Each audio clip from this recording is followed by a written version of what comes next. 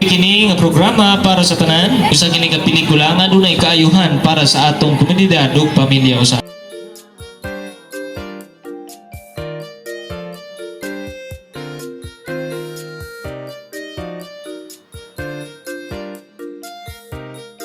Laban sa Diyos.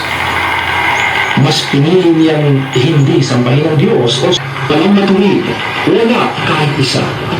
Wala nga manglandas ng kapayapaan dahil pinalikuran nila ang Diyos. Ang tao ay naging alipin ng lahat ng kasamaan, kabuktutan, kasakiman.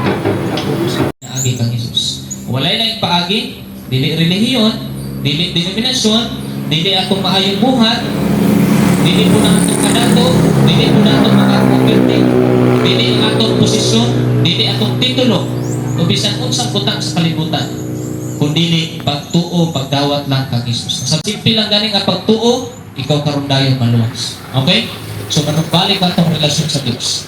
Anong kailangan manumbalik itong relasyon sa Diyos? Itungod, makasasala ka. Kaya nga naman, dili tanan anak sa Diyos. Una-una ko na to, pareho raman ta sir, pareho raman ta kuya. Anak man po ko sa Ginoo. Dili tanan anak sa Ginoo. Ang tanan binuhat sa Diyos, pero dili tanan anak sa Diyos. Nga naman, tungod ka na sa sala.